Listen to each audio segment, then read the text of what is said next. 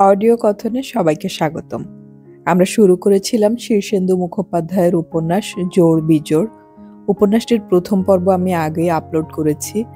Description বক্সে প্রথম পর্বের লিংক দিয়ে দিচ্ছি। আজকে আমি পড়ছি জোড় বিজোড় উপন্যাসটির শেষ পর্ব।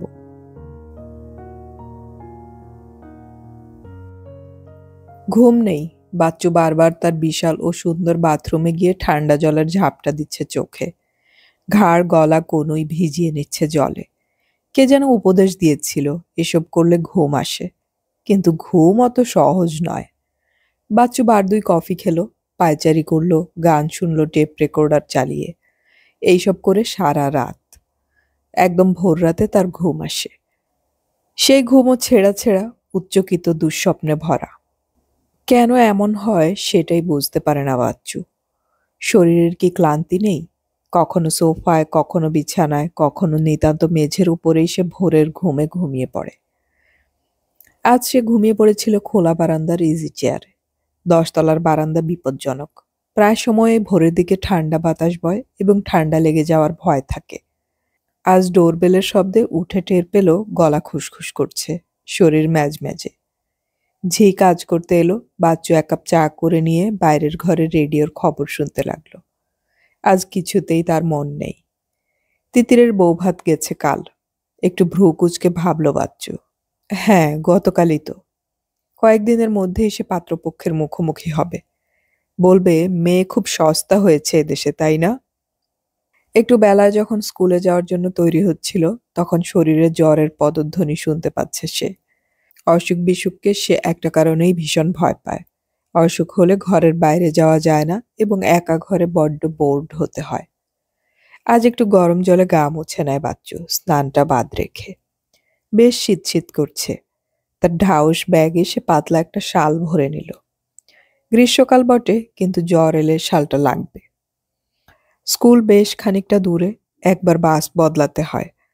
অন্তত ঘন্টা দেড়েকের ধাক্কা। ততটা ধকল আজ শরীর নিতে চাইছে না। বাসে দম বন্ধ করা ভিড়। বাচ্চু কেমন যেন অস্থির বোধ করছে। চোখে অন্ধকার দেখছে। শক্ত মেয়ে বলে দাঁতে দাঁত চেপে দাঁড়িয়ে রইল রড ধরে।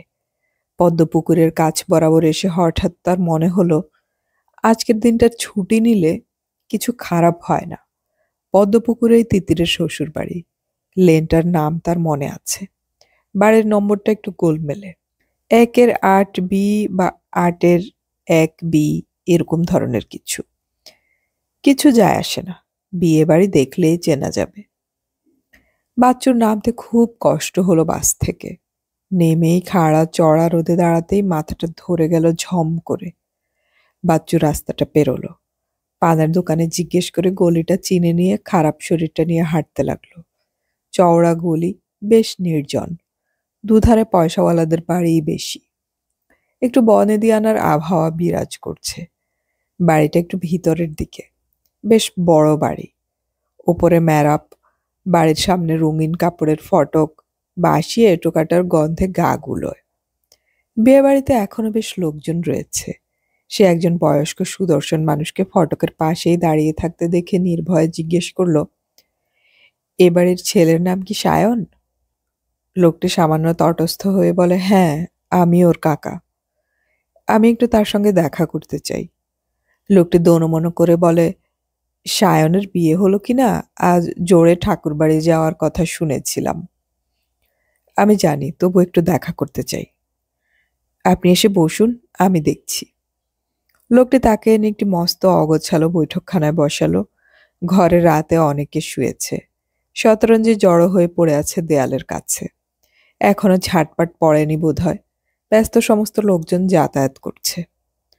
লোকটি ভিতর বাড়িতে গেলে একা কিছুক্ষণ বসে রইল বাচ্চু। তারপর হঠাৎ মনে হলো, দুম করে আক্রমণাত্মক হয়ে ওঠাটা ঠিক হবে না বোধহয়। প্রথম পরিচয়ে একটি ছেলেকে কিছু বলতে গেলে যদি হিতে বিপরীত হয়। এ বাড়িতে তিতির আছে সে জানে, তবু তিতিরের সঙ্গে তার আজ আর প্রয়োজন নেই। প্রয়োজন সায়নের সঙ্গেই। অন্তত 15 মিনিট বসে থাকতে হলো বাচ্চুকে।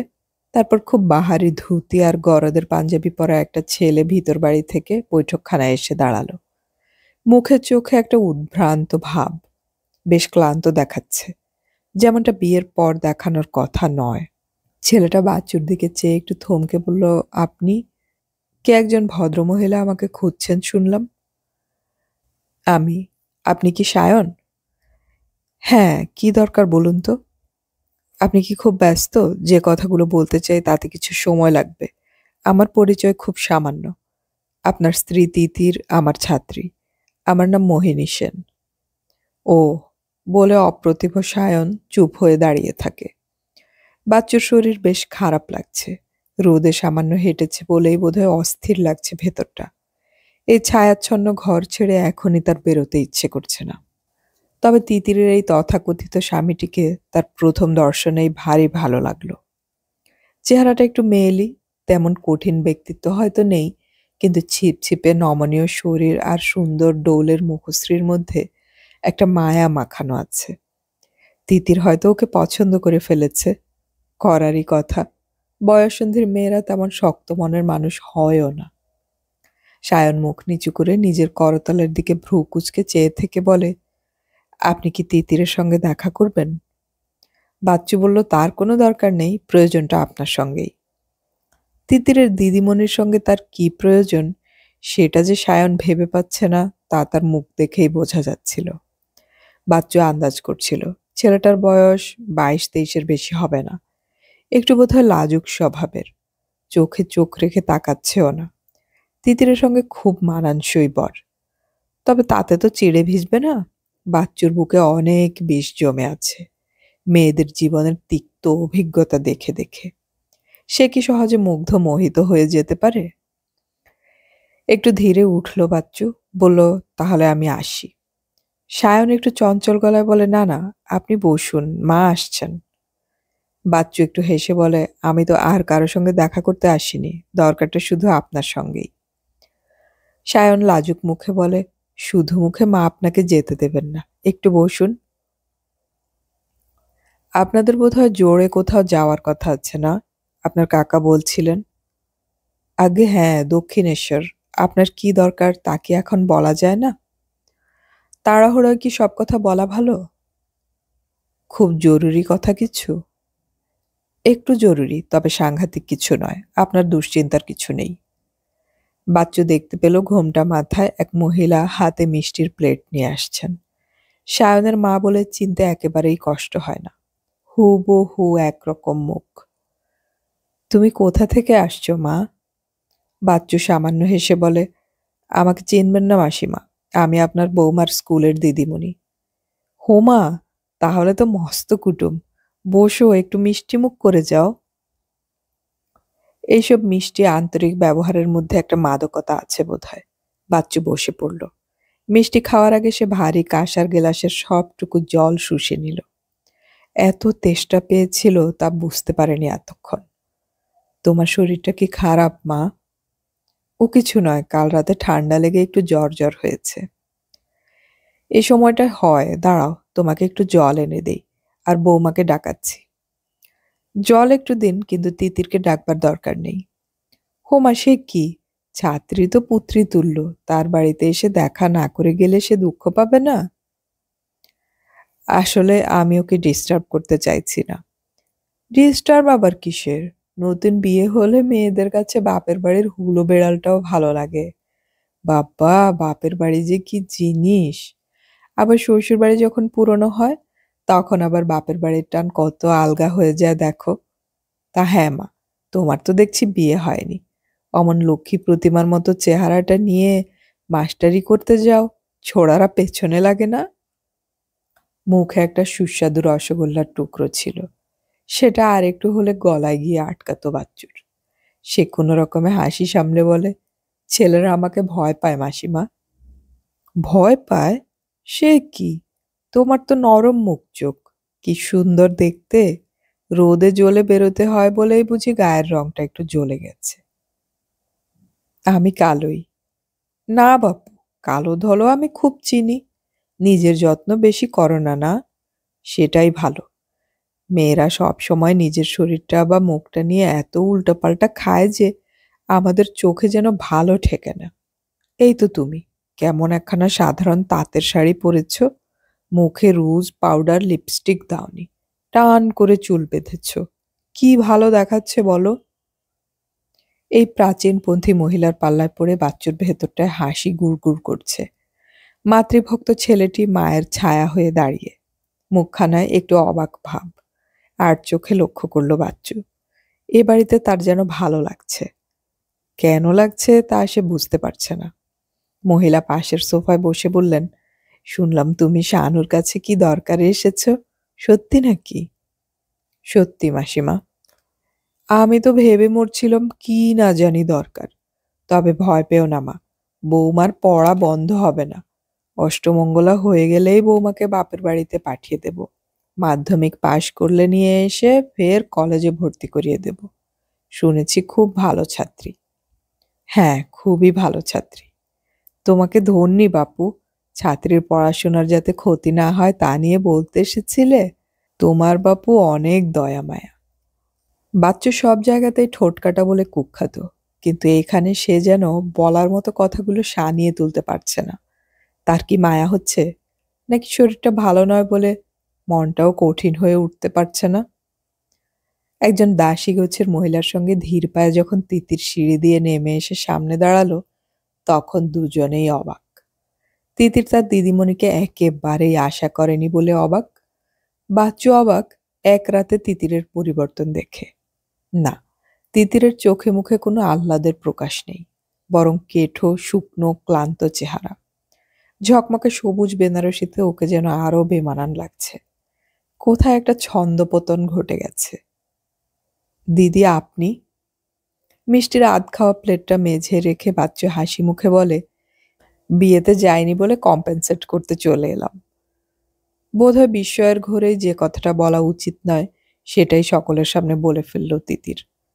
কিন্তু আপনি যে বলেছিলেন আমার বিয়েতে আসবেন না। আজ এ জেস্টার অফ প্রোটেস্ট। বাচ্চু অপ্রতিভ হলো বটে, কিন্তু বুঝতে দিল না। মিষ্টি একটু হেসে বলল, ছাত্রী হলো কন্যা সমা, তোমার জন্য ভীষণ মন খারাপ লাগছিল যে। আর এসে মোটেই খারাপ কাজ করিনি, মাসিমার সঙ্গে আলাপ হয়ে গেল, সেটাই মস্ত লাভ। তুমি ভালো আছো তো তিতির? সায়নের মা খুব অবাক হয়ে বললেন, হ্যাঁ মা, তুমি কি রাগ করে বিয়েতে আসনি নাকি? তুমি বুঝি ভেবেছিলে আমরা বৌমার পড়া বন্ধ করে দেব? বাচ্চু একটা দীর্ঘশ্বাস ফেলে বলে, গৌরী দানটাও তো ভালো নয় মাসিমা। ঠিক কথা মা, কচি বয়সে বিয়ে হয়ে কি হলো বলো তো আমাদের? দুনিয়াটা কেমন তাই বুঝতে পারলুম না। না হলো লেখাপড়া, না হলো জ্ঞানগম্যি। কলা গাছটার মতো শেকড় বাঁধা হয়ে এক ঠাই গেড়ে বসে গেলুম। রাগ করা কিছু অন্যায় হয়নি তোমার। সায়ন একটু তফাতে গিয়ে দাঁড়িয়ে চোরা চোখে দেখছে বাচ্চুকে। বাচ্চুর শরীর শিরশির করছে জ্বরে, মাথায় প্রবল যন্ত্রণা। তবু তার মধ্যে একটা জিনিস ভালো লাগছে তার। সায়ন ছেলেটি ভারী মিষ্টি, হয়তো খুব ঠকে যায়নি। একটি বউ মতো ঝি এসে কানে কানে কি বলতেই সায়নের মা বললেন, কাজের বাড়ি মা, আমার কি বসে দুদণ্ড কথা বলার উপায় আছে? তোমরা বসে কথা কও, আমি আসছি। শাশুড়ি চলে যেতেই তিতির বাচ্চুর পাশে একটু তফাৎ রেখে বসে বলে, কেন এলেন বলেননি কিন্তু। তোমাকে কিছু বলতে আসিনি তিতির, আমি তোমার বরের সঙ্গে কথা বলতে চেয়েছিলাম, কিন্তু এটা ঠিক পরিবেশ নয়। আর আমারও শরীরটা আজ ভালো নয়, পরে হবে। সেই সব কথা তো বিয়ে নিয়ে? হ্যাঁ তিতির, তোমার আপত্তি নেই তো? না, বলে তিতির মাথা নাড়ল। আপত্তি হবে কেন? বিয়ের পর মেয়েরা পাল্টে যায় তিতির, খুব তাড়াতাড়ি পাল্টায়। বিবাহিত জীবনের একটা মাদকতা আছে। আবার তিতির সবেগে মাথা নাড়ল। আমার নেই। সায়ন এসব কথা শুনতে পেল না দূর থেকে, তবে সে ধীরে ধীরে বারান্দায় গিয়ে দাঁড়ালো। তোমাকে অসুখী দেখাচ্ছে কেন তিতির? মুখে একটুও আনন্দ নেই। আমার মন ভালো নেই দিদি, আমার ভালো লাগছে না। সায়ন কিন্তু বেশ ছেলে। হতে পারে আমার সঙ্গে তেমন আলাপ হয়নি। সে কি, ফুলশয্যার রাতেই তো গল্প হয়। আমাদের হয়নি, ও ঘরে ছিলও না। বাচ্চু একটু চুপ করে থেকে বলে, কি জানি কেন তোমার বিয়ের আগে আমি যা বলতাম তোমাকে তা আজ বলতে ইচ্ছে করছে না। বরং বলতে চাইছি যা হয়ে গেছে তা মেনে নেওয়াই ভালো। আপনি বলছেন এ কথা? আমিই বলছি, আজ চলি তিতির, শরীরটা ভালো নেই, তোমরাও বেরোবে। এই বলে উঠে পড়ল বাচ্চু। ফিরে তাকালো না। বারান্দায় সিঁড়ির কাছে সায়ন দাঁড়িয়ে আছে। আপনি কি যেন বলবেন বলছিলেন, কবে বলবেন? আমি সাউথেই থাকি, খুব দূরে নয়। একদিন যদি আমার ফ্ল্যাটে আসেন তো কথা হবে। আসবেন সায়ন? সায়ন দুঃখিত মুখ করে বলে, কিন্তু আমি তো আর কয়েকদিনের মধ্যেই হোস্টেলে চলে যাব। ছুটি ফুরিয়ে এলো, সামনে পরীক্ষা। মিষ্টি হেসে বাচ্চু বলে, ছুটি ফুরোনোর আগেই আসুন, কাছেই তো। সায়ন একটু গোজ মুখে দাঁড়িয়ে থেকে বলে, ঠিক আছে, যাওয়ার চেষ্টা করব। বাচ্চু একটা ট্যাক্সি পেয়ে গেল। রাস্তায় এসে বাড়ি ফিরেই একটা চাদর জড়িয়ে শুয়ে পড়ল। তারপর ধীরে ধীরে এক ঘোর জ্বরের মধ্যে ডুবে যেতে লাগলো। জ্বর কি হিরণময়? গা ভরে জ্বর আসছে, মাথা ছিঁড়ে পড়ছে, তবু এক মোহময় আবরণ যেন ঢেকে ফেলছে তার সব যন্ত্রণাকে। সে আধো ঘুমের মধ্যে নানা রঙিন স্বপ্ন দেখতে লাগলো। নীল আকাশে অজস্র প্রজাপতির মতো পরীর দল উড়ে বেড়াচ্ছে। একটা গভীর সবুজ বাগানে ফুলের জঙ্গল যেন। একটা ছোট্ট টয় ট্রেন যেন পায়ে মল পরে একটা ছোট্ট রেল পোল পার হয়ে গেল। জ্বর তার সময় জ্ঞানকে লুপ্ত করে দিয়েছিল। প্রকৃত চেতনা ফিরল পরদিন সকালে। ঝি এলো। ও দিদি, তোমার কি হয়েছে বলো তো? চোখ যে টকটকে লাল। আর বলিস না, খিদের চোটে প্রাণ যাচ্ছে। প্রায় 24 ঘন্টা উপোস। দাঁড়াও, কিছু একটু করে দেই। বার্লি খাবে? দূর, আগে একটু দুধ দে, তারপর রুটি কর। সকালের দিকে জ্বর কিছু কম রইল। ছোটখাটো অসুখে বাচ্চু কখনো ডাক্তার দেখায় না। ওষুধ খাওয়া তার কাছে এক শাস্তি বিশেষ। কিন্তু বিকেলের দিকে ফের জ্বর বাড়ল। আবার সেই ঘোর ভাব, আবার স্বপ্ন। বিশাল ফ্ল্যাট বাড়িতে একা নানান স্বপ্নের মায়াজালে আটকে থাকা বাচ্চু কিছুই পারম্পর্য নিয়ে ভাবতে পারছে না। কিন্তু তার ভিতরে একটা উলটপালট ঘটেছে। একটা শুকনো ভবিষ্যৎহীন জীবন ছিল তার। স্বপ্ন বা প্রত্যাশাকে প্রশ্রয় দিত না। কিন্তু কোথা থেকে এক মৌসুমী বৃষ্টি এসে ভিজিয়ে দিল মাটি। সোঁদা গন্ধ, অঙ্কুরের আভাস। এ কি হচ্ছে? স্বপ্নের মধ্যেই ডোরবেল শুনতে পাচ্ছিল বাচ্চু। দিন না রাত তাও তার বোধ ছিল না। অত্যন্ত ক্লান্তিতে চোখ খুলে দেখল ঘর ভরা আলো। বেলা হয়েছে। দরজা অব্দি যেতে মাথা ঘুরতে লাগলো, পা টলতে লাগলো। সময় লাগলো অনেকটা। তার মধ্যে ডোরবেল বাজলো আরো বার কয়েক। দরজাটা খুলে পাল্লাটা ধরে ঝুল খেয়ে নিজেকে সামলালো বাচ্চু। আবছা চোখে মানুষটাকে প্রথমটা চিনতে পারল না। আজ পোশাকটি অন্যরকম। নেভি ব্লু কর্ডের প্যান্ট আর একটা নীল আর হলুদ স্ট্রাইপওয়ালা টি শার্ট। আরে, আপনি তো খুব অসুস্থ দেখছি। হ্যাঁ, ভিতরে আসুন প্লিজ। দরজাটা ছেড়ে লুটোনো আঁচল কুড়িয়ে নিল বাচ্চু। সায়ন ভিতরে ঢুকে চারদিকে চেয়ে একটু বোধহয় অবাক হলো। বিশাল ফ্ল্যাট, অথচ তেমন কোনো আসবাবপত্র নেই। দরজাটা বন্ধ করে দিন প্লিজ। সায়ন দরজা বন্ধ করে দিল। ওই চেয়ারটা আমার বিছানার কাছে টেনে এনে বসুন। আমি বেশিক্ষণ দাঁড়াতে বা বসে থাকতে পারছি না, কিছু মনে করবেন না, কেমন? কি মনে করব? কিন্তু আপনার ফ্ল্যাটে তো কেউ নেই দেখছি। কে আপনার দেখাশোনা করছে? দেখাশোনা কেউ করে না। আমি সেলফ ডিপেন্ডেন্ট। আজ বোধহয় আমার কাজের মেয়েটাও আসেনি। তাহলে কি হবে? কিছু হবে না। আমাদের 8 তলায় একজন ডাক্তার থাকেন, খবর দিলে তিনি এসে দেখে যান। দরকার পড়লে ডাকবো। চিন্তার কিছু নেই, আমি অসহায় নই। সায়ন এই অহংকারী মেয়েটার মুখোমুখি বসল। তারপর বলল, আপনার অসুখ জানলে আমি একজন ডাক্তার নিয়েই আসতাম। আপনি কিছু খেয়েছেন? না, খেয়ে নেব। জ্বর হলে মাথা ধোয়াও দরকার। বাচ্চু মিষ্টি করে হেসে বলল, আপনাকে অত ভাবতে হবে না তো। জামাই মানুষ প্রথম এলেন, এখন কি দিয়ে আপনার সঙ্গে ভদ্রতা করি বলুন তো? চেষ্টা করলে হয়তো 1 কাপ চা করে দিতে পারবো। সায়ন সবেগে মাথা নেড়ে গম্ভীর হয়ে বলল, আমি চা বড় একটা খাই না, নেশা নেই আমার। শোয়ার ইচ্ছা থাকলেও শেষ অবধি শুলো না বাচ্চু। বালিশ কোলে নিয়ে বাবু হয়ে বসে রইল বিছানায়। বলল, ঠিকানা কে দিল? আমি তো সেদিন দিয়ে আসতে ভুলে গিয়েছিলাম। আপনার ছাত্রী দিয়েছে। সে এলো না কেন? সে বলল তোমাকে ডেকেছে, তুমিই যাও।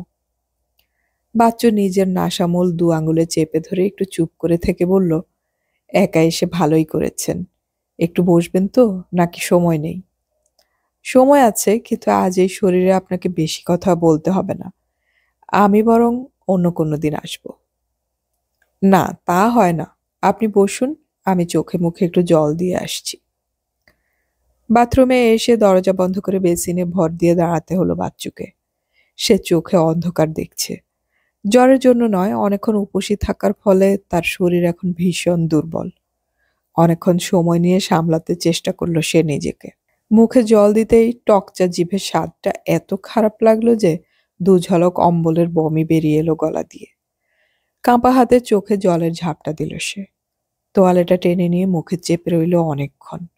তারপর তোয়ালেটা নিয়েই দরজাটা কোনো রকমে খুলল সে।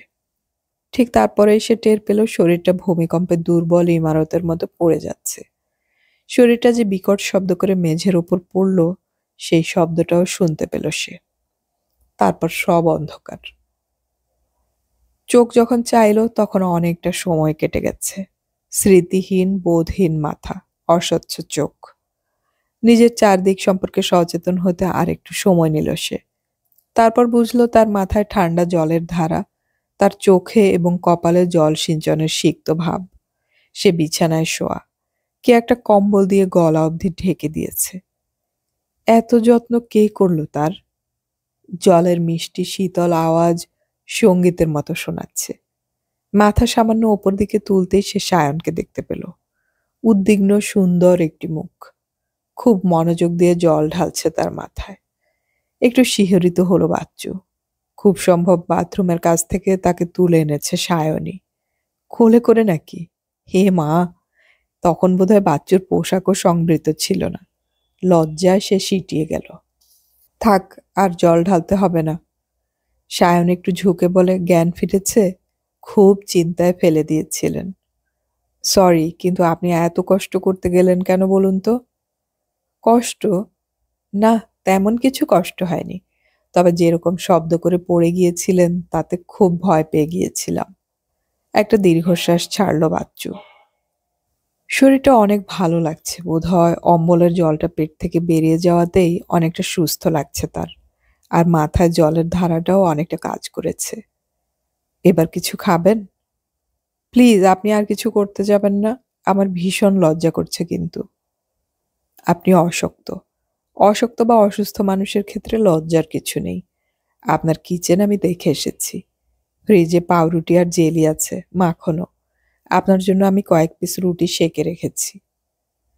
বাচ্চু তার ঘাড়ের তলা থেকে তোয়ালেটা টেনে বের করে চুল মুছতে মুছতে উঠে বসল। সায়ন উদ্বিগ্ন হয়ে বলে, আহা, করেন কি?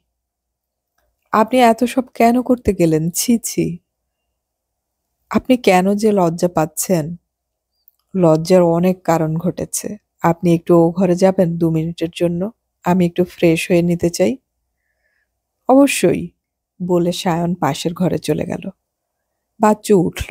যতদূর সম্ভব তাড়াতাড়ি সে চুল আঁচড়ে শাড়ি পাল্টে নিল। মুখ মুছল শুকনো করে। শুকনো ঠোঁটে একটু ক্রিম ঘষল। আর এই করতেই তার দম ফুরিয়ে গেল। এবার আসুন। সায়ন এলো। কি সুন্দর দেখাচ্ছে তিতিরের বরকে। সুন্দর শুধু বাইরেরটাই নয়, স্বভাবটিও। এবার কিছু খেয়ে নিন। আপনি বসুন, আমি খাবার নিজেই নিয়ে খেতে পারবো। আবার যদি পতন ও মূর্ছা হয়? আর হবে না, শরীর অনেক ভালো লাগছে। সত্যি ভালো লাগছে তো, না লজ্জায় বলছেন? সত্যি। আমি কতক্ষণ অজ্ঞান হয়েছিলাম? বেশিক্ষণ নয়, উইকনেস থেকে হয়েছিল। এটা সিরিয়াস কিছু নয়। মিনিট 20 সময় লেগেছে রিভাইভ করতে। আমি একটা বিচ্ছিরি মেয়ে। সায়ন হেসে ফেলে বলল, একেবারেই একমত হওয়া গেল না।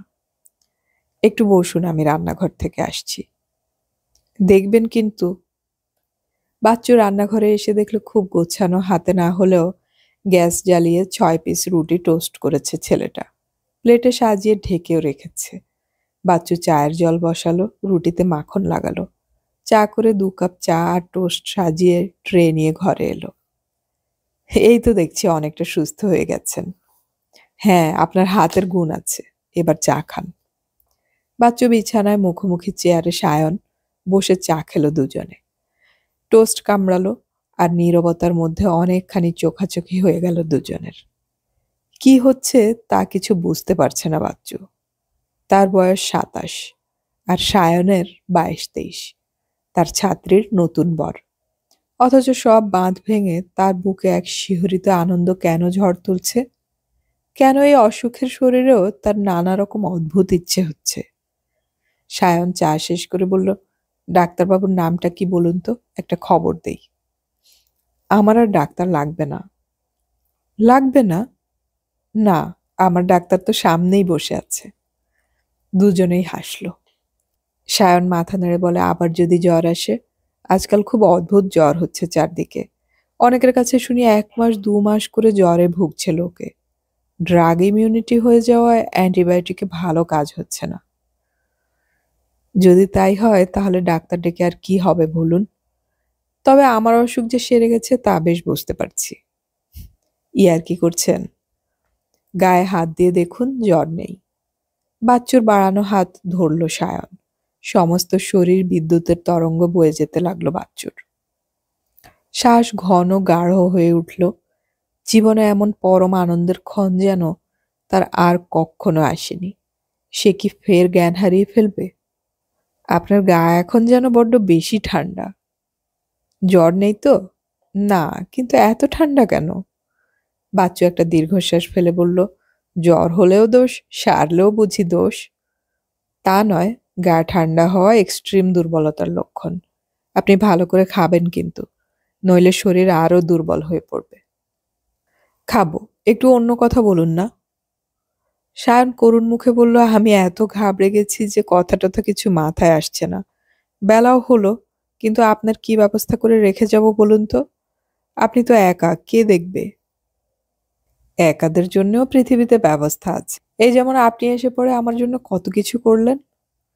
আপনি কি ভাবছেন আমি চলে গেলে প্রকৃতির নিয়মে আরেকজন এসে হাজির হবে? বাচ্চু হেসে ফেলল, বলল, না, অতটা ভাবছি না, তবে মনে হচ্ছে আমি এবার চাঙ্গা হয়ে উঠে পড়ব। ওর হাতের স্পর্শটাই কি একটা বিদ্যুৎ প্রবাহের মতো বয়ে যাচ্ছে তার রক্তস্রোতে। কি যে হচ্ছে বাচ্চুর ভিতরে তা সে নিজেও বুঝতে পারছে না। সায়ন উঠল, বলল, আপনি যে কি একটা বলতে চেয়েছিলেন আমাকে, সেটা বোধহয় এই অবস্থায় বলা সম্ভব হবে না। আমি হোস্টেলে ফিরে যাচ্ছি। খুব জরুরি কিছু কি? বাচ্চু বাচ্চাদের মতো সজোরে মাথা নাড়ল। তেমন জরুরি নয়, তবে কথাটা আমার বলা দরকার। ফের কবে দেখা হবে বলুন তো? কবে যাচ্ছেন হোস্টেলে? অষ্টমঙ্গলার পর। আর ৩ দিন বাদে অষ্টমঙ্গলা। তাহলে তো সময় আছে। আর আসবেন না বুঝি এর মধ্যে? সায়নকে একটু চিন্তিত দেখালো। একটু গভীরতা থেকে উঠে আসতেই যেন সময় লাগলো তার। বাচ্চুর দিকে চেয়ে বলল, কথাটা আপনাকে বলা উচিত হবে কিনা বুঝতে পারছি না, কিন্তু ব্যাপারটা এত সেন্সিটিভ যে বলার মতো কাউকে পাচ্ছিও না। অথচ ব্যাপারটা খুব প্রবলেম হয়ে দাঁড়িয়েছে। বাচ্চু একটা প্রত্যাশা নিয়ে কিছুক্ষণ চেয়ে থেকে বলে, তিতিরকে নিয়ে কোনো সমস্যা দেখা দিয়েছে কি? সায়ন সঙ্গে সঙ্গে মাথা নত করে বলে, অবশ্য সত্যি কথা বলতে গেলে দুজনেই দুজনের প্রবলেম। আমার কি শোনা উচিত হবে? আপনার ছাত্রী ছিল, প্রিয় ছাত্রী, সেই জন্যই ভাবছিলাম আপনাকে বলা যায় কিনা। বাচ্চু হাঁটু জড়ো করে তার উপর মুখ রেখে বসল। বলল, বলুন শুনি। বিয়েটা আমাদের কারোই ইচ্ছে মতো হয়নি। এই বয়সে কেউ বিয়ে করে বলুন? শুধু বাবার জন্য ব্যাপারটা ঘটে গেল। তিতিরের কোনো অব্লিগেশন ছিল না। ও রাজি হয়েছিল বাড়ির প্রেসারে। কিন্তু এখন আমরা কেউই ব্যাপারটা মেনে নিতে পারছি না, বিশেষ করে তিতির। তিতির কি বলছে? হয়তো ডিভোর্সের কথা ভাবছে, ঠিক জানি না। বিয়ের পর ওর সঙ্গে আমার খুব সামান্যই কথা হয়েছে, তাতেই বুঝেছি ও একদমই বিগড়ে আছে। বাচ্চু বিষণ্ণ মুখে বলল, তাই তো হওয়া উচিত। মেয়েদের এখনো যে কেন কমোডিটির পর্যায়ে রাখা হয়েছে সেটাই বুঝতে পারি না। আপনিও কি বোঝেন? আমি কিছুই বুঝি না। লেখাপড়া নিয়ে ছিলাম, আমার চারদিকে তাকানোর সময়ও নেই। এই ফ্যাকড়া ব্যাপারটা ঘটে যাওয়ায় আমার পড়াশোনারও খুব ক্ষতি হয়ে যাবে। বিয়েটাই তো একটা বিচ্ছিরি ব্যাপার, তার উপর আবার তিতিরের ব্যবহার, দুটোই আমার কাছে ভীষণ প্রবলেম হয়ে দাঁড়িয়েছে। বাচ্চু একটু কঠিন মুখে বলল, ডিভোর্সের কথা না ভাবাই ভালো। যে বিয়ে হয়নি তার আবার ডিভোর্স কিসের? হয়নি তার মানে? আপনি ২২ বছরের একটি খোকা। ছেলে বা মেয়ে একটা বিশেষ বয়স অ্যাটেন্ড করার আগে তাদের বিয়ে আইনসিদ্ধ নয়। আদালতে গেলে এই বিয়ে স্বীকার তো করাই হবে না। উপরন্তু মাইনরের ম্যারেজ বলে আপনাদের পানিশমেন্টও হতে পারে। সায়ন একটু শুকনো মুখে বলে, হ্যাঁ সেটা জানি। যদি জানেন তাহলে বিয়েটা স্বীকার না করলেই হয়। না, আমরা কেউই মনে প্রাণে বিয়েটা মেনে নিতে পারছি না। আমার নিজের ভীষণ মন খারাপ। আর তিতির? তার কথা ভালো জানি না, তবে মনে হচ্ছে রেগে আগুন হয়ে আছে। তাহলে তো আপনাদের সেপারেট হয়ে থাকাই ভালো। তাই হয়তো থাকবো, কিন্তু গার্জিয়ানরা কি সহজে ছাড়বেন? বাচ্চু একটু হেসে বলে, আপনাদের সেপারেট তো এমনিতেই থাকতে হচ্ছে। আপনি থাকবেন হোস্টেলে আর তিতির বাপের বাড়িতে। হ্যাঁ, কিন্তু তারপর? তারপর কিছু একটা হবে। সময় একটা মস্ত ফ্যাক্টর। তিতির প্রাপ্তবয়স্কা হলে হয়তো নিজেই বিয়েটা ভেঙে দেবে, বা ভাঙা বিয়েটাই যে বেআইনি হয়েছিল তা আদালতে জানিয়ে দেবে। সায়ন চিন্তিত মুখে বাচ্চুর দিকে চেয়ে বলে, বিয়েটা যে ভাঙা তা নিয়ে আমার কোনো সন্দেহ নেই। তিতিরের সঙ্গে আমার কখনো বনিবনা হবে না। আমি শুধু ভাবছি বিয়েটাকে কি করে ভুলে যাওয়া যায়। খুব রাগ বুঝি তিতিরের ওপর? রাগ? না তা নয়, তবে আমি আর এক ঘরে থাকতেও পারছি না, তিতিরও পারছে না। দুজনের কেউই সারা রাত বারান্দায় বসে কাটিয়ে দিচ্ছি। বাচ্চু সামান্য ধরা গলায় বলে, ওকে কি আপনার পছন্দ হয়নি? পছন্দ? না, একেবারেই নয়। আমার মতামত দেওয়ার কিছু ছিলই না। আমি শুধু বাবার আদেশ পালন করেছি। আপনি যে আমার কাছে এসেছেন তা কি তিতির জানে? সায়ন মাথা নেড়ে বলে, কেউ জানে না। আমার মনে হচ্ছিল আপনি হয়তো আমাকে এই মানসিক অবস্থায় কিছুটা সাহায্য করতে পারেন। আমার মনটা খুব খারাপ। তাহলে আমার কাছে আরো একটু বসে থাকুন। বসে থাকবো? বাচ্চু বেফাঁস কথাটা বলে ফেলেই লজ্জা পেয়েছিল। কেন যে তার মন আজ এত বিহ্বল, বয়ঃসন্ধির মতো কেন যে শরীরে এত শিহরণ, তা সে বুঝতে পারছে না। এই ছেলেটি তার চেয়ে অন্তত ৫-৬ বছরের ছোট, তার ছাত্রীর বর, অথচ তবু কি যে সব গোলমাল হচ্ছে তার মধ্যে। আপনি এত বড় ফ্ল্যাটে একা থাকেন, আপনার ভয় করে না? করে, খুব করে। এখনই তো ভয় করছে। আপনি বসে আছেন বলে করছে না, চলে গেলেই করবে। এই প্রগল্ভতার জন্য পরে হয়তো লজ্জা করবে তার, কিন্তু এখন তার অর্গলহীন মুখ থেকে কথাগুলো বেরোলো উত্তপ্ত বুকের তীব্র শ্বাসবায়ুকে মথিত করে। সে বানিয়ে বলছে না। সায়ন তার দিকে চেয়ে বলে, কিছু মনে করবেন না। আপনি বিয়ে করেননি কেন? এতদিন তেমন কাউকে পাইনি বলে। একবার একটা ভুল করেছিলাম যে। তার মানে? সব শুনে আপনার কাজ নেই, একটু বসুন। অনেকক্ষণ আপনার কিছু খাওয়া হয়নি। পাগল নাকি? আমি ঘন ঘন খাই কে বললো আপনাকে? বরং আপনারই কিছু খাওয়া উচিত। কিন্তু এবার আমাকে যেতেই হবে, মা ভাববে নইলে। তৃষিতের মতো সায়ানের দিকে চেয়ে বাচ্চু বলে, কাল আসবেন? আসবো, আপনার ছাত্রীকে বলবো আসতে। বাচ্চু একটু যেন শিউরে উঠে বলে, না না, তিতিরের আসবার দরকার নেই। কথাটা এবং তার সঙ্গে একটা ঝাঁজ লক্ষ্য করে অবাক হলো কি সায়ন? কিছু সন্দেহ করলো না তো? তবে সে যাই হোক, সায়ন আবার পরদিনও এলো, এবং বেশ সকালেই। আগের দিন সায়ন চলে যাওয়ার পর থেকেই বাচ্চু একদম একা আর আনমনা হয়ে গিয়েছিল। দুর্বল শরীর যেন মনের বাঁধ ভাঙা আবেগ ধরে রাখতে পারছিল না। বিকেলে নিজেকে অন্যমনস্ক রাখতে বাচ্চু খুব কষে ঝাল দিয়ে একটা আলুর দম করলো, আর রুটি।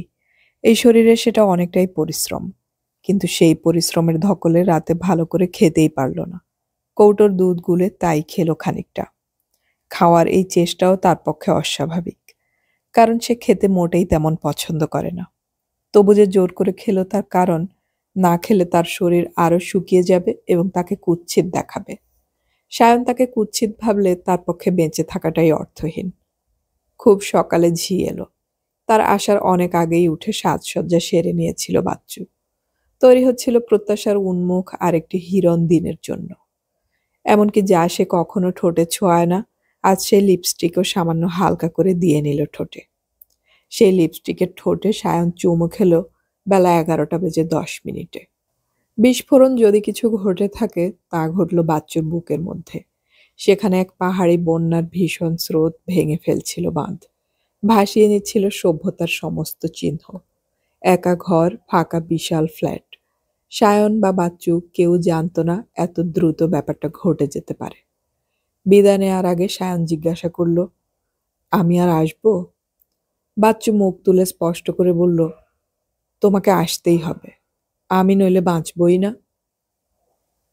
এক রাতে সায়নের বাবা জিজ্ঞেস করলেন, ওদের মিলমিশ কেমন হচ্ছে তা বুঝতে পারছো? সায়নের মা একটা দীর্ঘশ্বাস ফেলে বললেন, কই আর হচ্ছে, দুজনের তো কথাই নেই দেখছি। নৌশুকে কিছু আর জিজ্ঞেস করেছ? নৌশুকে জিজ্ঞেস করতে হয়নি, ও নিজেই বলেছে। Any development? না, তবে তবে কি? ওই দিন যে একটা ছুরি এসেছিল মনে নেই, সেই যে বৌমার স্কুলের মাস্টার নেই? শুনেছি, তবে তার সঙ্গে আমার দেখা হয়নি। মেয়েটা নাকি ভালো নয়।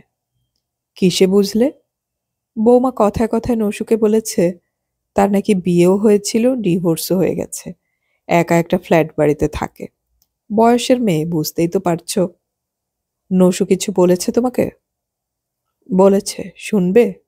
তোমার ছেলে 3-4 দিন ওই ছুরির কাছে গিয়েছিল, একা ওই ফ্ল্যাট বাড়িতে। মেয়েটার নাকি অসুখ, তাই সেবা দিতে গিয়েছিল। শুনলে গা জ্বলে যায়। সায়নের বাবা গম্ভীর হয়ে বললেন, কাজটা ভালো করেনি। বৌমার কানে কি কথাটা গেছে? তা কে জানে বাবা, গিয়ে থাকলে তো দোষ নেই। তোমার ছেলের সঙ্গে এ নিয়ে কথা বলেছ? কোন ঘেন্নায় বলবো? কাল অষ্টমঙ্গলায় যাচ্ছে, যাক, ঘুরে এলে বলবো একবার। বলো, বলাই ভালো। একদম চুপ করে থাকাটা মোটেই ভালো নয়। মেয়েটা কেমন বলো তো? অত কি আর বোঝা যায় এই যুগের মেয়েদের? তোমার বৌমাকেই দেখো না, এই তো স্বামী সোহাগের বয়স, কিন্তু মেয়েটা সারা দিন এমন কাঠপানা মুখ করে থাকে যেন সব রস কস নিংড়ে বাপের বাড়িতে রেখে এসেছে। তোমার ছেলের মুখ দেখে তো কিছু বুঝবারই উপায় নেই। বড়ই চিন্তার কথা। কাজটা কি ভুল হলো? মোটেই ভুল হয়নি। একটু রসো, ঘি আর আগুন পাশাপাশি থাকলে কি আর বেশি দিন ওরকম আলগা আলগা থাকতে পারবে? কিছু একটা হবেই। তোমার কি মনে হয় শানুর বৌমাকে পছন্দ হয়নি? সেরকম তো কিছু বলে না, তবে সেটাই ধরে নিতে হবে, নইলে বউ তো কিছু ফেলনা নয়। চেহারা দেখে বলছো? স্বভাব দেখেও কিছু খারাপ তো মনে হয় না। তাহলে গোলমালটা কোথায়? সেটা জানলে তো হয়েই যেত। ছেলে বা বউয়ের কাছ থেকে তো আর সব খবর বের করা যাবে না। নসুকে লাগাও। নসু লেগেই আছে। ভালো, কাল সকালে নসুর সঙ্গে আমি নিজে একটু কথা বলতে চাই। বলো, সকালে বরবউ অষ্টমঙ্গলায় যাবে, নসুকে সকাল সকাল আসতে বলছি। নসু সকালেই এলো, কাক ভোরে। ইদানিং নসু যোগাভ্যাস ও ব্রহ্মচর্য শুরু করেছে। রাত 3টে থেকে তার দিন শুরু হয়। সে নাম ধ্যান করে, ঈশ্বর চিন্তা করে, বিষয় বাসনাম কাম ক্রোধ থেকে মন প্রত্যাহারের চেষ্টা করে। আর এইসব করে বলেই তার প্রিয় বন্ধু ও ভাই সায়নের ওপর বড্ড রাগ হয়। সায়নের চরিত্রে কোনো লেঙ্গট নেই, এটা সে অতি সম্প্রতি জানতে পেরেছে। পরশু রাতে দুজনে ছাদে বসেছিল কিছুক্ষণ, তখনই সায়ন বলল, তোকে বিশ্বাস করে সব কথা বলি। আজ একটা ঘটনার কথা বলতে খুব ইচ্ছে করছে। শুধু ভয় তুই আমাকে খারাপ ভাববি। নসু গম্ভীর হয়ে বলল, তাহলে বলিস না। তিতিরের সঙ্গে যে দূরত্ব সৃষ্টি করে রেখেছে সায়ন, তাতে এমনিতেই উপরে উপরে নসু খুশি নয়। এসব কথায় তার মন আরো বিষিয়ে যেতে চাইছে। সায়ন একটু হেসে বলে, অত রেগে আছিস কেন? তিতিরের সঙ্গে যে বনছে না, তার জন্য আমি তো একা দায়ী নই। তোরা দুটোই রামবোকা এবং অহংকারী। তাই হবে। কি বলতে চাইছিলি? সায়ন মাথা নত করে জ্যোৎস্নায় প্লাবিত ছাদের শানের ওপর আঙুল দিয়ে বারবার ঢেড়া কাটছিল। ওভাবেই বলল, দোষটা ঠিক আমারও নয়। ওই মেয়েটা এমনভাবে অ্যাপ্রোচ করলো। মেয়ে? বলে নসু হাঁ করে থাকে। কে মেয়ে রে? আবার কি কাণ্ড ঘটালি? দেখ, শরীর বিজ্ঞানে বলে ছেলেরা স্বভাবতই পলিগ্যামাস, বহুগামিত্বই তাদের ধাত। তাহলে দোষটা কোথায় বল? দোষ কবুল করার আগেই সাফাই গেছিস কেন? কোন মেয়েটার কথা বলছিস? তিতিরের সেই দিদিমণি। নসু বজ্রাহতের মতো স্থির হয়ে রইল কিছুক্ষণ। তারপর বলল, ওই বাচ্চু না কি যেন নাম, ডিভোর্সি? হ্যাঁ। তুই তার সঙ্গে জুটলি কি করে? সে অনেক কথা, একটা অ্যাপয়েন্টমেন্ট করেছিল, কি নাকি কথা আছে। সে মেয়েটা তো একা থাকে ফ্ল্যাটে, তুই সেখানে গিয়েছিলি? সর্বনাশ! সর্বনাশ কিসের? আমি তো পুরুষ মানুষ। শুধু সেটাই তোর সান্ত্বনা? আর কোনো ফ্যাক্টর নেই? I was seduced by her. Nasu প্রচণ্ড রেগে গেল বলে কিছুক্ষণ কথাই বলতে পারল না। তারপর বলল, তুই? তোর মুখে এই কথা? তুই তো কখনো মেয়েদের মুখের দিকে তাকাসনি। তুই না মাঝে মাঝে সন্ন্যাসী হয়ে যাওয়ার কথা বলতিস। তার উপর সবে বিয়ে হয়েছে, ঘরে নতুন বউ। এটা কি করলি শানু? এ যে সাংঘাতিক বিশ্বাসঘাতকতা। সায়ন অন্যদিকে চেয়ে থেকে কিছুক্ষণ বাদে একটা দীর্ঘশ্বাস ছেড়ে বলে, আমি মেয়েদের ব্যাপারে কিছু জানতাম না। তিতিরকে এখনো আমি স্পর্শও করিনি। বোধহয় তিতির আমাকে অপমান করার চেষ্টা করে বলেই আমার ভিতরটা গরম হয়েছিল। কি জানি কেন হয়ে গেল। নসু দুঃখিতভাবে মাথা নেড়ে বলে, এ যে ভাবা যায় না রে, অন্তত তোর কাছ থেকে ভাবাই যায় না। ওই মহিলা কেমন মানুষ? এ কাজ করলো কেন? বাচ্চু খুব খারাপ মানুষ নয়, তার খুব অসুখ করেছিল। আমি হঠাৎ গিয়ে পড়েছিলাম সেই সময়। অসুখ? বলে নসু একটা দীর্ঘশ্বাস ফেলে বললে, অসুখই তো। অসুখ ছাড়া আর কি বা বলা যায় এটাকে? তোকে বললাম কারণ তোকে না বলে আমি থাকতে পারি না। কাজটা খারাপ হয়েছে বুঝতে পারছি, কিন্তু এখন আমি কি করব বলে দে। নসু উত্তেজনা সামলে নিয়ে মাথা ঠান্ডা করতে মনে মনে একটু জপ করে নেয়। তারপর ঠান্ডা মাথায় ব্যাপারটা ভেবে দেখে বলে, ফিজিক্যাল ইনভলভমেন্ট তো হয়েই গেছে, কিন্তু ইমোশনাল ইনভলভমেন্ট কতটা? তুই ওর প্রেমে ট্রেমে পড়ে যাসনি তো? সায়ন আবার অনেকক্ষণ চুপ করে থেকে বলে, ওকে আমার বেশ লাগে। সেটা কিরকম? প্রেম কিনা জানি না, আমার তো প্রেমের অভিজ্ঞতা কিছু নেই। তার মানে ব্যাপারটা জটিল। মেয়েটা কি বলছে? She is just mad about me. পাগলের মতো ভালোবাসে। নসু মাথা নেড়ে বলে, তাহলে শুধু জটিলই নয়, বিপজ্জনকও। বিপজ্জনক? তা কেন? মেয়েরা যখন ইমোশনের পাল্লায় পড়ে তখন অনেক বেশি ডেসপারেট হয়। সায়ন মাথা নেড়ে বলে, ও ডেসপারেট? কোনো প্রস্তাব দিয়েছে? সায়ন একটু মিনমিন করে বলে, তা দিয়েছে। মেয়েটা বয়সে তোর চেয়ে অন্তত 5-6 বছরের বড়, তাই না? হবে হয়তো। তার উপর তুই ওর ছাত্রীর বর, তোর ঘেন্না হয় না? সায়ন মাথা নেড়ে বলে, এখনো হয়নি, বলছি তো, বাচ্চুকে আমার ভালোই লাগে। তোর ইচ্ছেটা কি? সায়ন আবার নেতিবাচক মাথা নেড়ে বলে, এ ব্যাপারে ডিসিশন নেওয়ার মতো বুদ্ধি বা বিবেচনা আমার এখন কাজ করছে না, তাই তোকে বলা। আমি যা বলবো শুনবি? ততটা বুকের জোর কি তোর আছে? সায়ন অনেকক্ষণ বাদে নসুর চোখে চোখ রাখলো। তারপর ধীরে ধীরে বলল, তোর মতো সংযম আমার নেই, এটা ঠিক কথা, কিন্তু তোকে তো বললাম আমার মনের অবস্থা স্বাভাবিক ছিল না। এখনো নেই। হ্যাঁ রে, মনের কি জ্বর হয়? তার মানে? আমার যেন কেবলই মনে হচ্ছে শরীরে নয়, কিন্তু আমার মনের খুব জ্বর।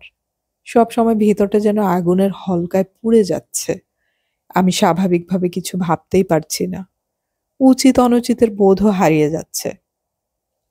নসুর শ্বাস কেঁপে কেঁপে যাচ্ছিল। নিজেকে অনেক কষ্টে স্থির রেখে সে বলে, মনের জ্বর হয়তো হয়, আমার কখনো হয়নি বলে অভিজ্ঞতা নেই। হলে বুঝবি। আমার এখন একজন বন্ধু দরকার, যে আমাকে ঘেন্না করবে না, আমার উপর রাগ করবে না, ভালোবেসে সিম্প্যাথেটিক্যালি গাইড করবে। নসু, তুই ছাড়া আমার তেমন বন্ধু আর কে আছে বল? সায়ানের গলায় চেপে রাখা কান্নাটা যেন দূরের বৃষ্টির খবর, যেমন বাতাসে ভেজা সোদা মাটির গন্ধের মতো ভেসে ভেসে তেমনি চলে এলো। নসুর মনটা ভিজে গেল তাতেই। এই সরলমতি বয়সের তুলনায় ছেলে মানুষ সায়নকে সে বড্ড ভালোবাসে। চিরকাল আদরে আদরে বড় হয়েছে বলে দুনিয়ার আঁচটাই ওর গায়ে লাগেনি। আর একই বয়সের নসুকে এই বয়সেই কত না শক্তপোক্ত অভিজ্ঞ হতে হয়েছে পারিপার্শ্বিকের চাপে। নসু বলে, ওঠ। কোথায় যাব? তিতিরের কাছে যাবি।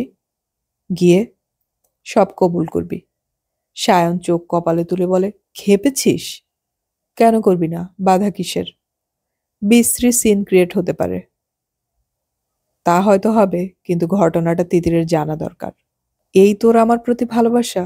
যে কথা কাউকেই বলার নয়, বিশেষ করে বউকে তো নয়ই, সেই তার কাছে কথা বলতে বলছিস? শোন গাড়ল, যদি এই সময় তোকে কেউ সত্যিকারের গাইড করতে পারে তবে সে তিতির। তোর মাথা বিগড়ে গেছে। তিতির এমনিতেই আমাকে ঘেন্না করে। এ কথা বললে ও এমন কাণ্ড করবে যে মা বাবার কানে পৌঁছে যাবে। নসু চুপ করে কিছুক্ষণ ভাবল। সায়ন ভয়ে ভয়ে বলল, আবার কি মতলব আঁটছিস? আমি তিতিরের সঙ্গে তোকে নিয়ে অনেক কথা বলেছি। সে তো জানি, ও আমাকে ভেড়া বলে মনে করে। ভেড়া? ও কথাটা উচ্চারণই করেনি। এ কথা তো বলেছে যে মা বাপের ব্যক্তিত্বহীন ছেলে। তা বলেছে, কথাটা মিথ্যেও নয়।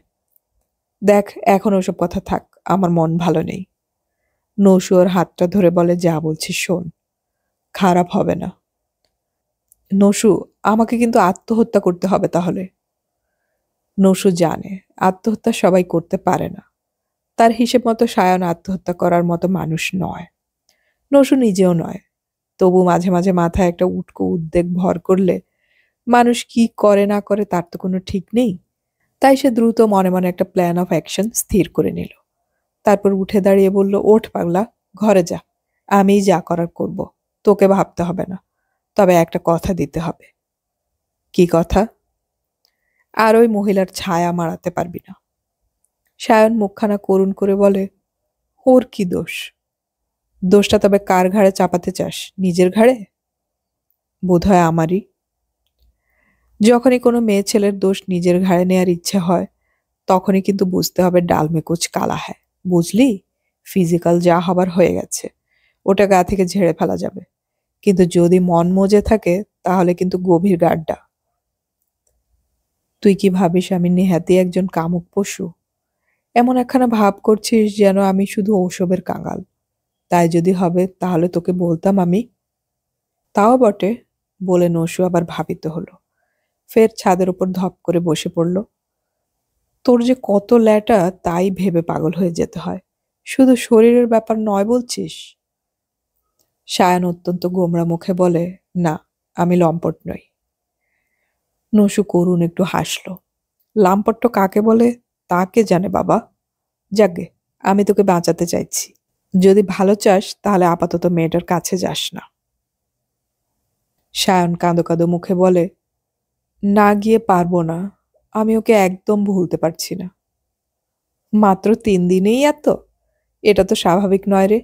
প্রেম ভালোবাসা গাঢ় হতে সময় লাগে। এত আঠা তোর কোথায় ছিল? ওরকম রকের ভাষায় কথা বলিস না তো, শুনতে ভালো লাগে না। ভ্রু কুচকে কিছুক্ষণ সায়নের দিকে চেয়ে থেকে নসু বলে, মেয়েটার ঠিকানা দে। সায়ন সভয়ে বলল, ঠিকানা? ঠিকানা দিয়ে কি করবি? গিয়ে হামলা করবি নাকি? নসু মাথা নাড়ল। হামলা হুজ্জত করতে গেলে উল্টো ঝাড় হয়ে যেতে পারে। ওসব নয়, জাস্ট একটু বাজিয়ে দেখবো ব্যাপারটা কত দূর গড়িয়েছে। না, তোকে ওসব করতে হবে না। তাহলে অল্টারনেটিভটা কি? আমাকে যখন প্রবলেমটার কথা বলেছিস তখন সলিউশনটাও তো বের করতে হবে। এখন থাক। ফেলে রাখলে তুই আরো গাড্ডায় যাবি। তখন তোকে টেনে তোলা যাবে না। বিষের গাছ অঙ্কুরেই বিনাশ করা দরকার। বই থেকে কোট করছিস নাকি? কথাটা খারাপ লাগলেও কিন্তু সত্যি। তোকে কিছু করতে হবে না, আমাকেই বরং ভাবতে দে। তুই তো ভাববি, কিন্তু সে ভাবনাটা কাজের হবে না। দেখ নসু, মেয়েটা কিছু অন্যায় করেনি। একজনকে ভালোবেসে ফেলেছে, এটা ছাড়া আর কোনো গুরুতর অপরাধ তো নয়। ওরে, তোর এখন মাথা ঠিক নেই। কোনটা ভালো কোনটা মন্দ তা বিচার করতে গেলে একটা ডিটাচমেন্ট লাগে। তোর সেটা নেই। যে লোকটা খুন করে তারও সাফাই গাইবার মতো যুক্তি থাকে। আমি উঠছি এখন। কাউকে কিছু বলবি না তো? চোখ পাকিয়ে নসু বলে, কোনোদিন বলেছি? না। শোন, যা করার আমিই করব, তুই কিছু করিস না প্লিজ। আচ্ছা। নসু চলে এলো বটে, কিন্তু ফাঁক বুঝে যখন সায়ান বাড়ি থেকে বেরিয়ে গেছে তখন সে সোজা তিতিরের ঘরে হানা দিল। তিতির এই কয়েকদিনে নসুকে খুব পছন্দ করেছে। এই সহজ সংযত স্বাভাবিক যুবকটি খুব নির্ভরযোগ্য এবং খুব বিশ্বাসযোগ্য। পরিশ্রমী বুদ্ধিমান এই মানুষটিকে তার যথেষ্ট শ্রদ্ধাও হয়। একগাল খুশির হাসি হেসে তিতির বলে, এসো নসুদা, মুখ অত গম্ভীর কেন? আরে এ বাড়িটাকে তো তোমরা গোমড়া মুখদের আস্তানাই করে তুলেছ। Very contagious disease. পিসিমা ফিউজ, পিসে ফিউজ, তুমি আর শানু তো আগে থেকেই ফিউজ। মোটেই না, আমি এমনিতেই একটু সাবডিউস থাকি, ওটা আমার স্বভাব। তুমি কিছু খেয়েছ? খেতেই তো আসি। এই বডিতে যে ফুয়েল লাগে তা জোগাবে কে? পিসি ছিল বলে পেট ভরে দুটো খেতে পাই। তিতির বিষণ্ণ মুখে বলে, তুমি ওরকম ভাবে বলো না তো, শুনতে আমার চোখ ফেটে জল আসে। এখন তো আর তুমি তত গরিব নও, চাকরি তো করছো। তা করছি। আরে ভাই, মুখে যাই বলি, আমি তত দুঃখীও নই। আমার স্বভাবেই দুঃখ ব্যাপারটা নেই কিনা, কষ্টকে কষ্ট বলে কখনো মনে হয়নি। এখন শোনো, তোমার সঙ্গে কাজের কথা আছে। তিতির স্নান করে তার লম্বা চুল আঁচড়াচ্ছিল। চিরুনিটা রেখে খাটে বসে পা একটু দোলাতে দোলাতে বলল, বলো। তোমার এক দিদিমণি কদিন আগে হঠাৎ উদয় হয়েছিল, কেন বলো তো? বাচ্চুদি, বলে তিতির যেন একটু আনমনা হয়ে ঠোঁট উল্টে বলল, কি জানি কেন। বিয়েতে নেমন্তন্ন করা সত্ত্বেও আসেনি, কিন্তু ফুলশয্যার পরের দিন সকালে হঠাৎ এসে হাজির। বলল সায়নের সঙ্গে নাকি কথা আছে। কি কথা, কিছু আন্দাজ করতে পারো না? তিতির লজ্জায় একটু লাল হয়ে নত মুখে বলল, বোধহয় এই বিয়ের বিরুদ্ধেই কিছু বলতে এসেছিল। বাচ্চুদি খুব আপরাইট, ভীষণ ঠোঁটকাটা। বিয়ের আগে আমার বাবা মাকেও অনেক কথা শুনিয়ে এসেছে, পুলিশের ভয় অব্দি দেখিয়েছে। ভদ্রমহিলার ব্যক্তিগত জীবন কেমন? কেন, ওসব জিজ্ঞেস করছো কেন বলো তো? কি হয়েছে? কিছুই হয়নি, কাজ আছে। যাহ, ওকে নিয়ে তোমার আবার কি কাজ থাকবে? বাচ্চুদি আমাকে প্রাইভেট পড়াতো, কাজেই কিছু ঘনিষ্ঠতা ছিল। ওর জীবনটা একদম নষ্ট হয়ে গেছে। স্বামীর সঙ্গে ডিভোর্স, স্বামীটা আবার বিয়েও করেছে। বাচ্চু দিয়ে একা থাকে। ওর ঠিকানাটা? তুমি বড্ড বেশি ইন্টারেস্ট নিচ্ছ, কেন বলো তো? নসু মিথ্যে কথা বড় একটা বলতে চায় না পারতপক্ষে, কিন্তু এখন বলল। মহিলা এসেছিলেন সায়নকে অপমান করতে, পিসি এবং পিসেকেও। শরীর ভালো ছিল না বলে সেদিন সুবিধা করতে পারেনি, কিন্তু সায়নের সঙ্গে একটা অ্যাপয়েন্টমেন্ট করে রেখেছিলেন। হ্যাঁ, শুনেছি। নিজের ফ্ল্যাটে ডেকে নিয়ে গিয়ে উনি সায়নকে যাচ্ছে তাই অপমান করেছেন, সেটা জানো? তিতির অবাক হয়ে বলে, কই, কেউ বলেনি তো আমাকে। সায়ন নালিশ করার মতো ছেলে নয়, বড্ড নরম আর একটু ভীতু। বিশেষ করে মেয়েদের জুজুর মতো ডরায়। হাজির জবাবও দিতে জানে না। জরুরি কথা বলবে বলাতে বোকাটা গিয়ে হাজির হয়েছিল মেয়েটার ফ্ল্যাটে। একা পেয়ে এমন অপমান করেছে যে শানু পালানোর পথ পায় না। পাগলের মতো রাস্তায় রাস্তায় ঘুরে বেরিয়েছে সেদিন। তিতির এত অবাক হলো যে হাঁ করে রইল কিছুক্ষণ। তার ক্রুদ্ধ মুখে দাঁতে দাঁত পিষে বলল, সেটা তোমার ভাইয়ের উচিত ছিল আমাকে জানানো। তোমাদের কি টকিং টার্মস আছে?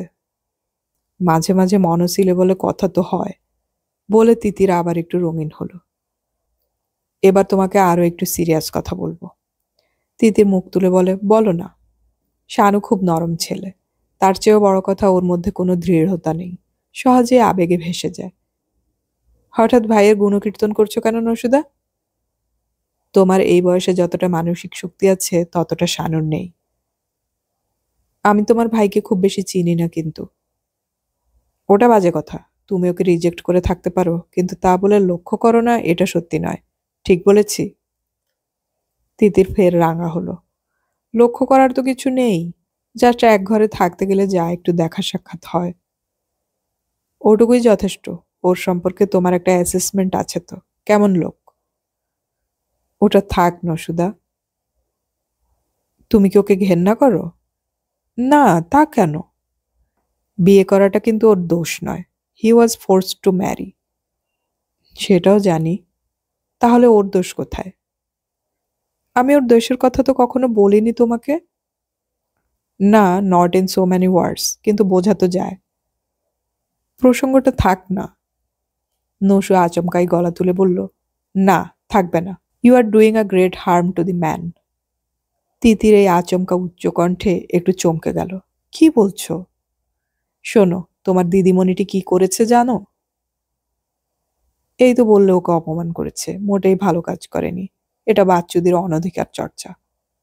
যদি আরো সাংঘাতিক খবর তোমাকে দেই। হঠাৎ তিতির ভয়ে সাদা হয়ে গেল। ওর মুখ থেকে রক্ত সরে গিয়ে কিশোরীর রহস্যময় ভয়ের চেহারা এতটা প্রকট হলো যে নসুর একটু মায়া হচ্ছিল, কিন্তু বড্ড দেরি হয়ে যাচ্ছে। এরপর আর হয়তো বাদ দিয়েও বেনজল আটকানো যাবে না। গলাটা নামালো নসু। সে নিয়মিত নাটক করে, গলার খেলা এবং কেরামতি তার ভালোই জানা। চাপা জরুরি কণ্ঠে সে বলল, তোমার দিদিমণি শানুকে অপমান করেননি, করেছেন তোমাকে। তিতির অস্ফুট গলায় বলে, তার মানে? তোমাকে মিথ্যে কথা বলেছিলাম তিতির। একা ফ্ল্যাটে তোমার অসুস্থ দিদিমণি যা করেছেন সেটা যে কোনো মেয়ের পক্ষে অপমান। শানুটা গাধা বলে মনের জোর নেই বলে ভেসে যাচ্ছে। যা ঘটেছে তার ডিটেলস জানতে চেও না, তবে শানুর মতো একটি শুদ্ধ পবিত্র ছেলেকে ফাঁদে ফেলা শক্ত কাজ নয়। তোমার বাচ্চু দিদিমণি খুব সহজেই কাঁচা মাথাটি চিবিয়ে খেয়েছেন। তিতির দুটো হাত মুঠো পাকিয়ে চোখ বুজে ফেলল। নসু দেখতে পেল তিতির কাঁপছে, শরীরটা দুলছে, হয়তো পড়ে যাবে। একটু বিরক্ত গলায় নসু বলে, যে কাজ তোমরা দুজনে মিলে করেছো তার প্রতিফলই তো এটা। তুমি আর শানু যদি একটা অহংয়ের লড়াই লাগিয়ে দুজনে দুজনের দিকে পিঠ ফিরিয়ে না থাকতে, তাহলে এটা হতে পারতো না। এখন শকড হয়ে কি হবে বলো তো? কেন তোমরা দুজনে দুজনকে রিজেক্ট করলে অকারণে? তিতির দু হাতের পাতায় মুখ সজোরে ঢেকে ফেলে ফাঁপা গলায় বলে, আর বলো না, পায়ে পড়ি। শুনতে হবে তিতির, আরো আছে। বাচ্চু শানুকে বিয়ের প্রস্তাব দিয়েছে, তোমাকে ডিভোর্স করে যাতে শানু ওকেই বিয়ে করে। এবার তিতির আর পারল না। অস্ফুট একটা কাতর ধ্বনি করে জ্ঞান হারিয়ে লুটিয়ে পড়ল বিছানায়। নসু কিছুক্ষণ তাকিয়ে রইল চুপচাপ, তারপর আপন মনে বলল, তাহলে তুমি লৌহ মানবী নও, বাঁচা গেল।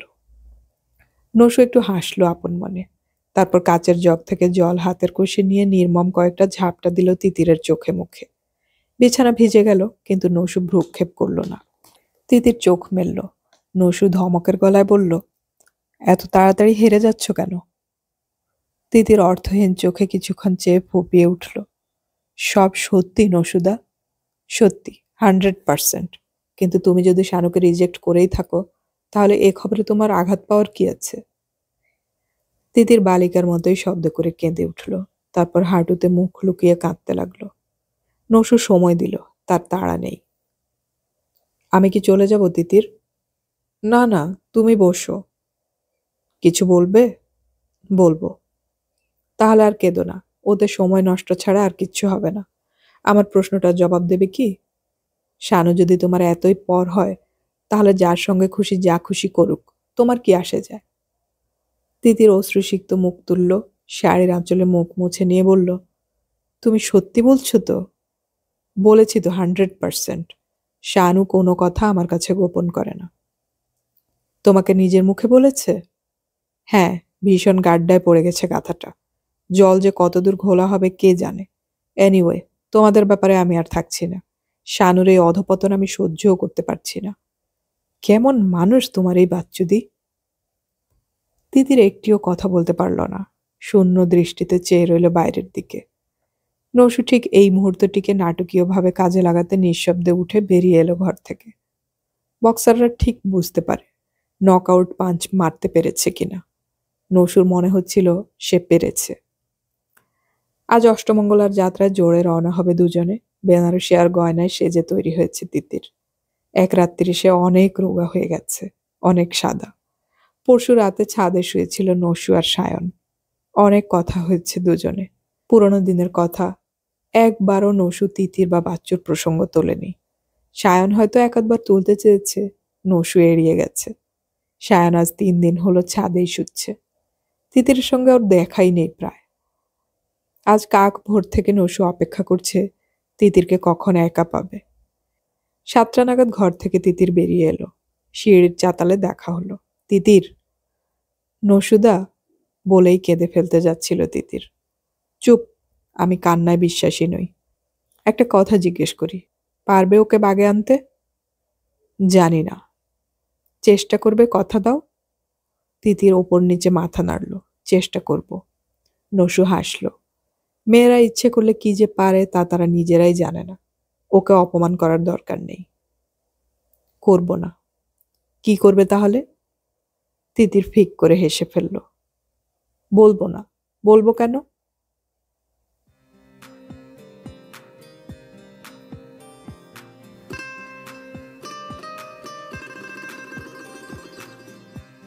এতক্ষণ আমি পড়ে শোনালাম শীর্ষেন্দু মুখোপাধ্যায়ের উপন্যাস জোড় বিজোড় এর শেষ পর্ব। অডিও কথনে আমাদের গল্প পাঠ ভালো লাগলে চ্যানেলটি সাবস্ক্রাইব করে রাখুন এবং বন্ধুদেরকে শেয়ার করুন।